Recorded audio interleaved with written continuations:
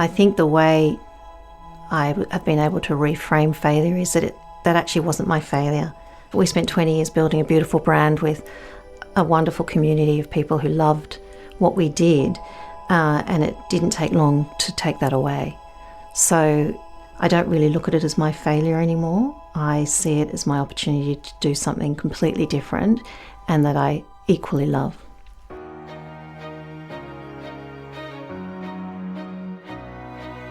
Alexandra Smart has always done things her own way. In school, she railed against the idea that there are left brain or right brain people, that we're all either creatives or a spreadsheet ninja, but never both. When she and her sister Genevieve co-founded Australian fashion label Ginger & Smart, they wanted to serve women like themselves, women with unique tastes and personalities, women who didn't really fit a pre-existing mould. In fact, starting her own company was central to Alexandra's career trajectory. She wanted to do her own thing in the working world, control her own schedule, and include her family in her working life. Since leaving Ginger & Smart, she's been helping other entrepreneurs and business leaders to better design their companies too, and to avoid some of the pitfalls she's come across in her own career. Alexandra Smart, welcome to Curveball. Thank you, Kellie. Hello. Tell us about some of your early interactions into creativity, because as I understand it, your dad in particular came from a creative world. Yes, well, both my parents did, and they had a big influence over, my early thought processes and now career. My dad is still and was a book publisher, and so we played around in that world as kids, which was a wonderful way to see how work happened and business happened and how work and family could intertwine, which had a big impact on the decision we then made to commence Ginger & Smart. And Mum was also a book editor and loved vintage fashion and was very creative in her own way and very attuned to nature and things going on around her and books and music and poetry and so forth. So we were very lucky in our early years to be exposed to all of that way of thinking. So I'm interested in then how that played out for you at high school. For me, when I came to do things like choose subjects for the HSC, we were told, because of the timetabling, that we could either choose artistic subjects like art or maths. And I wanted to choose both, at quite a high level. But because they were timetabled at the same time, because back then, especially as young girls, you couldn't use both sides of your brain. For a while I pursued both, but then in the end had to choose one to be successful. And that was sort of a messaging at the time that we either had to make a decision to be artistic and creative or analytical and data-driven, scientific. And of course that's all been thrown out now, and neuroplasticity tells us that we can very much use both sides of our brains. But, for me, I always just naturally gravitated to being able to think on both sides. So what did you end up deciding to do at university, given you had those dual skills and interests? Well, actually, it took me a while to get to where I wanted to get to, which was journalism, via a photography course, actually. So, I was playing around with both sides, even at university. And I was the editor of the university newspaper, which was incredibly creative, but also effectively running a small business and creating copy that was suitably interesting and controversial back in the day. So that was a really great grounding for what was to come.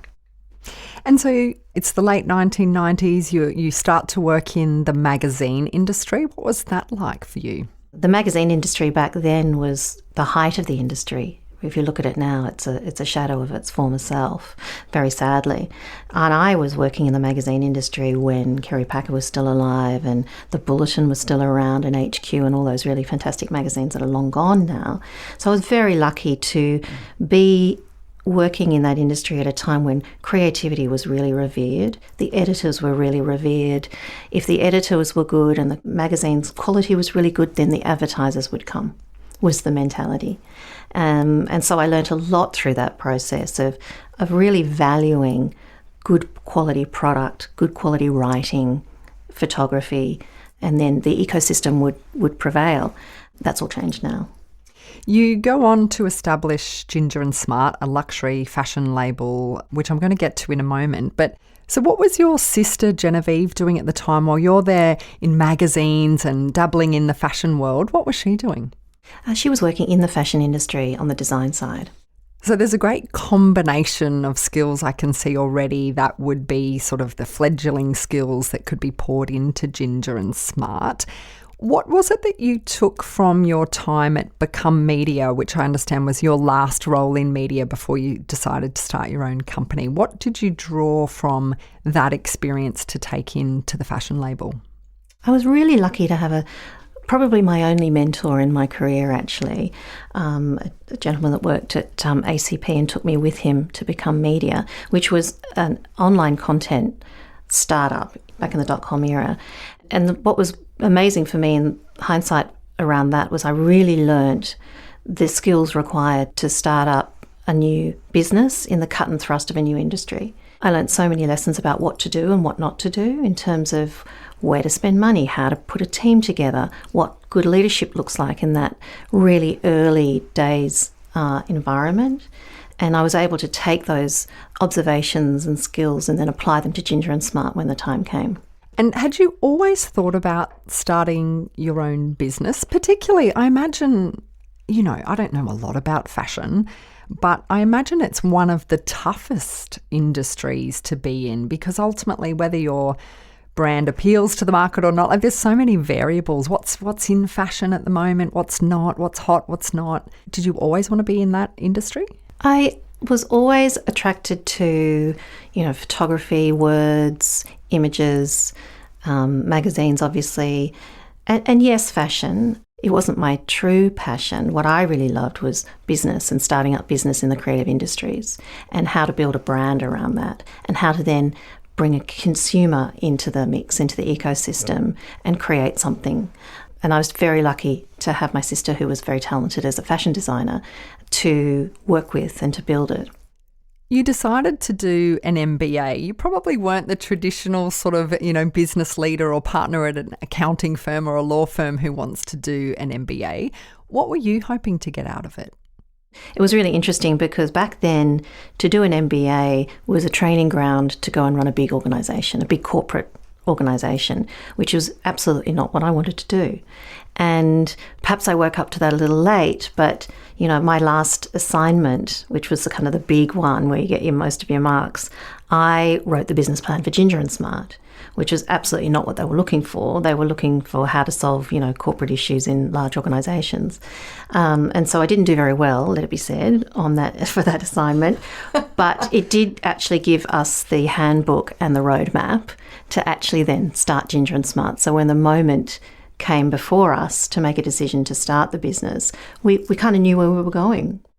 Which is so interesting because startup culture is sort of thriving now in, 2025 in Australia. But you were really there before startups were happening. This is before Silicon Valley and before venture capital and before people were throwing money around to invest and sort of see that sort of scale of, a 10x return in 5 years and all those things. So now it must feel weird to look back and think I was almost ahead of the curve. You didn't have a startup blueprint. So how did you know how to write a business plan for a startup? I think a lot of it came probably partly intuitively, but partly also from doing the MBA and understanding how to put the different parts of a business together and how important it is that they operate seamlessly and then to lead them from a helicopter perspective. In other words, being able to see how the ecosystem of the business works together. And you're right, fashion is incredibly complex because you are at once a designer, a retailer, manufacturing, producing, marketing, running multiple stores as we were across multiple states, the logistics of bringing product in from overseas and quality control, all the things. And we were lucky that we were vertical, but, it was complex. So I think that view and that training that I got doing the MBA helped me immensely be able to see through that and see how we could operate effectively. what was the decision that pushed you and your sister both to go, we could start something here, we are going to do it? I mean, that's risky. Yes, and I think if we'd thought too much about the risk, we quite probably possibly wouldn't have done it. However, what actually happened is that in the month that I left to become media, I found out I was pregnant. And so the possibility or even the opportunity to probably get my career back on track at that time seemed a bit overwhelming. So why not start your own business was kind of the thinking behind it. As crazy as that sounds now, it seemed pretty logical at the time. And so what better moment to start a business than when you're freshly pregnant. However, that is how it started, and possibly wouldn't have happened had, I not been thrust into that situation. So tell me about the early days of the company, because it looked quite different to what, it ended up becoming. Flagship stores, beautiful gowns, dresses, all of that. But what was it originally? We started really carefully and quite strategically with a small scented candle range, actually. And the concept was that we would test market product ranges as we built the business. We started small, we created relationships with retailers that we wanted to work with and partners. We added products as we went through. We then did a hat collection of scarves, and eventually after about 3 years, we moved into fashion. And so by then we had the groundings and the foundations of a business that we could then convincingly build a stronger narrative around. How important was your ability to get feedback directly from customers and consumers and then sort of iterate on the product? Oh, I remember walking into scary retailers and asking their opinions on our designs. That's pretty ballsy because, they might not like it. But we, from the start, I guess in hindsight, had a sort of collaborative approach. In other words, here's our concepts, help us make it better so it fits into your environment, alongside, giving them innovative designs and things they hadn't thought of before. So we quite immediately in that collaborative conversation built good relationships with retailers. So by the time we came along with a collection, we had their trust. And I think that was a big part of how we grew quite quickly. Can you describe the reality or the day-to-day of the infancy of the label? It was literally the classic startup story. It started in my dining room on my dining table. It then took over the house, boxes everywhere, running up to the post office, taking orders. It was fax machines back then. And, just getting enough momentum to rent a space and move the business there. So it became much more serious, and we then were able to hire people and we were on our way. But those first 3 years were absolutely doing everything ourselves. And that was really good training. It was hard. By then there were 2 babies. But it was really instrumental, I think, in helping us understand how a business actually works and what's really important. And the detail is so important because we were doing it all ourselves. So we really knew it. Ginger & Smart really takes on a new direction though when you decide to start a physical store in 2006. What was behind that decision? The vision was to present the world of Ginger & Smart. In other words, to show our beautiful customers what the vision was and what the story of Ginger & Smart was and how it crossed over various product ranges and what the aesthetic meant and then ultimately what that would mean to them. And so to have your own retail store allows you to tell that story in a really very powerful way. And it coincided actually with the same year we were picked up by David Jones. We were picked up by a lot of stores actually in Europe. And so by then, it was about 2006, we really had some momentum. And so it made total sense for us to, kind of take the courageous step to open stores. And then we rolled out more stores from there very strategically. We didn't jump in and open 50 stores in 3 years. It took, a good 10 years to build that retail network, but we were at once responding to what our customer was asking for, but also showing her what we were all about as well. How much of the brand narrative was around the two of you, or were you pulling on other parts of storytelling to say, this is what Ginger & Smart is? How did you convey to the customer the essence of Ginger & Smart? The narrative around the brand was always wider than just the two of us. hence it wasn't either of our names. It had different layers to it because we wanted a bigger storyline around it.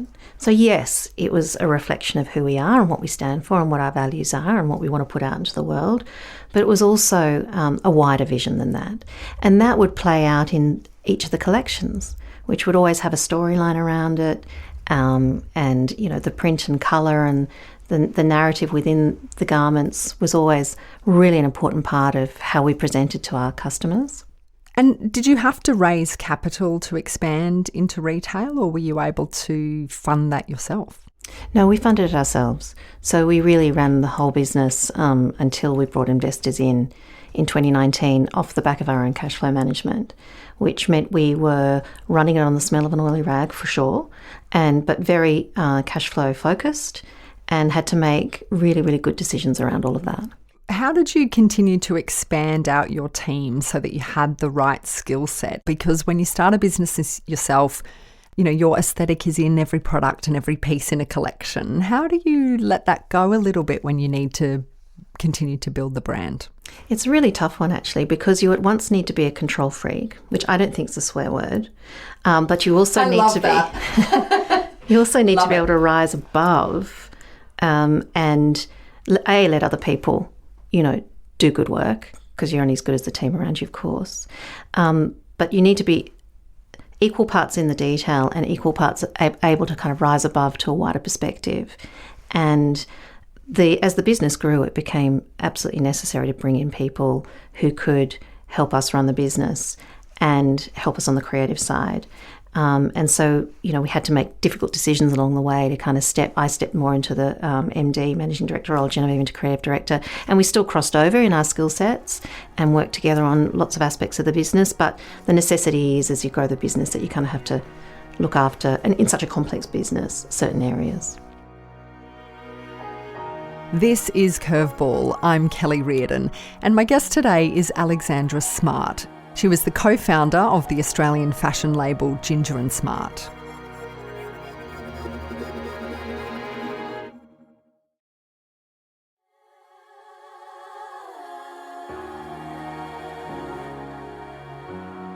This is Curveball, and I'm Kellie Riordan. My guest is Alexandra Smart. She was the co-founder of the Australian fashion label Ginger & Smart, and she now runs a company called ECI Partners, which helps other businesses understand how to grow and thrive. So much of the vision behind Ginger & Smart initially, as we mentioned, was about family, so combining your and your sister's skill sets, but you can also grow your family around your business. But in the early 2010s, your family life kind of turned upside down. Your marriage broke down. The 3 kids are quite young. You're running your own business. How did you keep all the balls in the air at that time? Humans, I've learnt, adapt to chaos. It was a really difficult period. Yeah. And, the next minute after all of that, you're the sole breadwinner and have to make all the decisions. And, I had 3 kids under 10. And the reality, with single parenting is that often your support system narrows and your community narrows a lot. And I was also trying to run the business. So, it was a really hard time, actually, and I don't recommend it. But, it kick-started another period in the business, and I was very grateful that I had the business because it did allow me some flexibility around needing to deal with a whole lot of other personal stuff in the background. A little bit later, and I think it's some 2 decades, correct me if I'm wrong, into the company, you decide it's time to bring in some outside money, sort of that 2018, 2019 period. You had, as we've mentioned, fully bootstrapped before that, even including, starting a retail chain and all those sorts of things. What prompted you to think about outside investment? We had a real dream for Ginger & Smart, that we wanted to grow the retail network. We wanted to go international. We really wanted to give it the best shot that we could. And over the 19 years that we ran it with full control, we built an amazing community of customers, and we wanted to grow that opportunity. But in about 2010, we moved into the sustainability journey. it started with becoming ethically accredited, and then that moved us into the journey of sustainable sourcing. And looking back on it now, we were probably ahead of the curve, a little bit too ahead of the curve. And what we learned quite quickly was that customers were interested in sustainability back then, but they wouldn't necessarily spend more to have sustainable garments. And so we sort of got to about 2019 and we realised that we needed not just financial and capital assistance, but we needed to, for the vision and the dream, we needed partners who could come in and help with the back end of logistics and production and all the things that amplify as you grow a business of the fashion nature. So that was the driver for bringing in partners at that point. What do those conversations look like? How do you go and find money? And then what sort of things are you doing as the founders to convince potential investors that you guys are a good bet? Well, it's a very long process and a difficult process and a big distraction from running, what is a complex business. So I really ended up spending probably a year or two, a lot of meetings, a lot of presentations, a lot of paperwork, a lot of due diligence, trying to see who would be the best partners for us. We were female startup founders. Not everybody wants to have that conversation. In the end, we were successful in finding partners. How did that feel for you at the time? It was a really difficult decision because, legacy and independence and all those things that were the drivers to do the business were at risk. Well, they weren't just at risk, we were giving them away, in a sense. So from a personal perspective, it was a tough decision to, I guess, drive the vision forward. And, you don't really know who you're getting in bed with. So it's a big risk. And it was hard. It was a really hard decision. You sold to private equity, which kind of means you're no longer the managing director in a way. Like your role has to change as the founder at that point. How did you see where you would want your role to be sort of headed when the company had a kind of ultimately a different majority owner? So what ended up happening was just moments literally after we signed the ink on the deal, COVID hit. And we were a brand that was all about what you wear to work and going to events and being able to walk into a shop and feel the fabric. Right. Of course, no one needed that for, as we know, a very long time. And so our roles remained very much intact for a long time because we were just dealing with trying to stay alive. And we did. We came out of COVID well, actually. But then, things started to change and roles and responsibilities were changing and new levels of management were brought in. And of course, things went in a different direction. That's really hard when it's been your vision for such a long time. I mean, it's your baby when you have a startup. And I'm sure there were smart people who were trying to make smart decisions for the business. But if you feel out of step with that, talk to me about how that sort of worked for you or didn't work for you, as the case may be, when you feel sort of slightly out of alignment with where the company direction is going when you founded the company. Yes, it's a tough one, and it can sort of feel like the sands are moving underneath your feet. And it depends how it's managed, of course. But, when you have a strong vision for a brand and you're the creative forces behind it and, have built a really, really strong community around the brand, you are obviously heavily invested and it's very emotional. You ultimately moved on from the company. Your sister stayed in the business. How tough was that readjustment after you exited the company? What was going on for you personally then? Well, that was a really tough period, really, because the vision and the dream were gone and it was pretty chaotic. And I sort of had to very quickly get over betrayal and disappointment and all the other things and try to parlay that into a new career.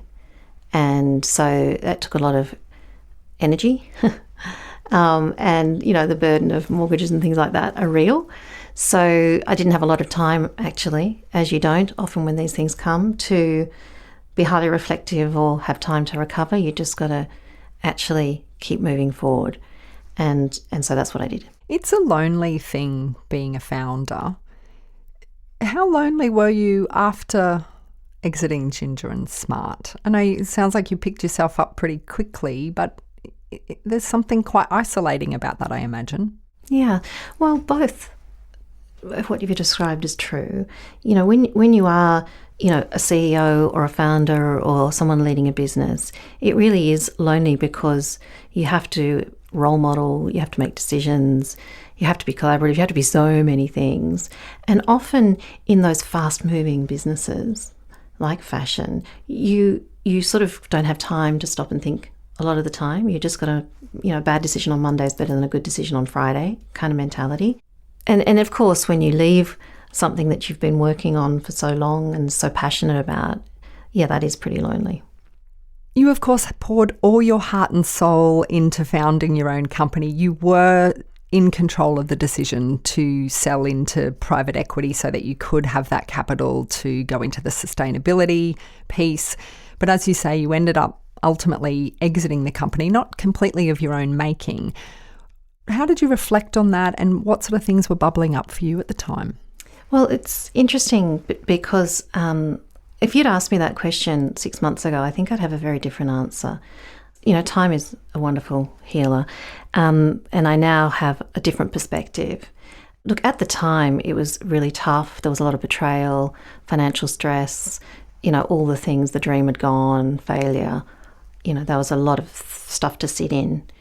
And, you know, it's really taken 3 years for me to get back on surer ground. But now I can see why it happened and what I've needed to learn from it.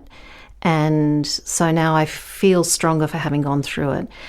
And, you know, it's the classic, you've got to really get kicked pretty hard to make different decisions. But I'm stronger for it. So would I turn back the clock? Probably not.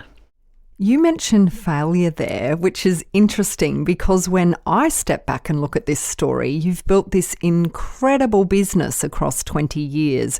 Lots of people lusted after a Ginger and Smart dress.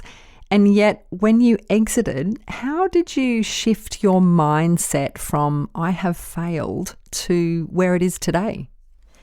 Yes, I think that failure word has probably held me back a bit, because that idea, that mantra that I thought I was so proud of in my earlier years within Ginger and Smart was we can't fail, there's too much at stake. And in actual fact, I think if I'd given myself permission to fail or acknowledged failure in a different way, it wouldn't have been so hard to move through what ended up happening. I think the way I have been able to reframe failure is that that actually wasn't my failure. You know, that we spent 20 years building a beautiful brand with a wonderful community of people who loved what we did, and it didn't take long to take that away. So I don't really look at it as my failure anymore. I see it as my opportunity to do something completely different and that I equally love. So what happened with Alex Smart 3.0? You've sort of had these two phases to your career, the journalism and media part, Ginger and Smart. How is the third act evolving for you? Well, almost as I walked out of Ginger and Smart, I was very lucky by my youngest sister, actually, to be introduced to David Gwynn, who is the former founder and owner of the business I now co-own, called ECI Partners. And David asked me to do some coaching work for him, executive coaching work, which I'd not even ever considered as would be part of my journey. But as it's turned out, it's become quite a calling. And I've discovered that I'm now the person that I wish I'd had in my business for all those years. So the way that's played out is that I work with CEOs and C-suite leaders, you know, on a one-on-one basis in terms of not just coaching them, which is to help them figure things out for themselves, but also often have my consulting hat on, helping them figure out the mistakes not to make, how to work quickly through issues and make better decisions, and all the things I wish I'd had someone sitting beside me doing for all those years. I find myself working with those sorts of people that I shied away from in my career. There I was beavering away in fashion for 20 years, And now I work in all sorts of industries, transport, infrastructure, legal firms, retail, all sorts of businesses. And that's been really refreshing to sort of come out and have a look around the world and see how other organisations and other industries are operating. How do you bring your creativity to those people? Because, you know, those are smart companies, smart people within the companies, but I imagine innovation now requires a level of creativity that perhaps didn't exist in the C-suite 10, 15 years ago. What are you doing to unlock and sort of get them to harness their creative side and apply it to business? What we know is that organisations and human beings, they often operate well at a task level. So getting stuff done, getting a list done, getting their emails done, you know, just operating from the perspective of box ticking. And that's very sort of systems focused, and it's a really important part of an organisation's role and also us as human beings. But what we don't necessarily gravitate to as much is, you know, bigger, wider thinking, innovation. How can I do things better? What am I doing to support my team?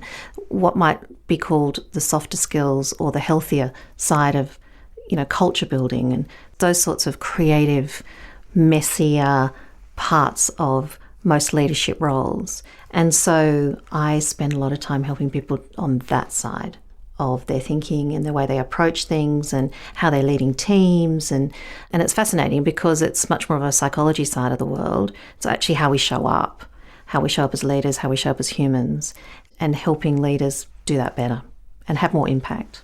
What are some of the lessons that you've taken out of your business that you are asking those people to think more about? You know, what the surprising themes are where people are stuck in business or they're stuck in a moment within their leadership career. What sort of things are you doing to unlock those blockages? Some of the real insights that I've learned, I certainly try to help people not make the same mistakes. You know, things like being able to read a room and see the red flags and actually act on it. You know, with reflection, I can see that the universe or someone came along and booted me out of quite a few situations that I was in. And I was head down, bum up, just trying to make sure that failure wasn't an option. Whereas perhaps a more sophisticated way of approaching that would have been to actually see the signs and act on them. And so I definitely coach people now to be able to really read what's going on around them and how they can either improve those situations or what the wider perspective might look like. So Alex, your passion is really about helping other leaders now. You're talking to all of them all the time. What's the thing that you most want to instill on them? I think the word courage comes up for me a lot. You know, being a leader or running a business is about courage every single day. And that's really hard. But when you start to note it and be aware of it, it can change the intention of a decision. And it doesn't really matter what the decision is. A courageous decision is so much more meaningful and has more impact than a reactive decision. I also strongly preach from the self-leadership book. And that's, again, from my own experience. And what I mean by self-leadership is simply the oxygen mask idea that if you don't look after yourself physically, mentally, emotionally, and spiritually, then, you know, you've got a time bomb really happening, or you're just not showing up the way you need to, want to, and are capable of. And so I really encourage all the people I work with to make that the foundation of how they show up in whatever they're doing. Because I know from experience that I didn't do that. It definitely clouds your capability to be the best possible leader or business person that you can be.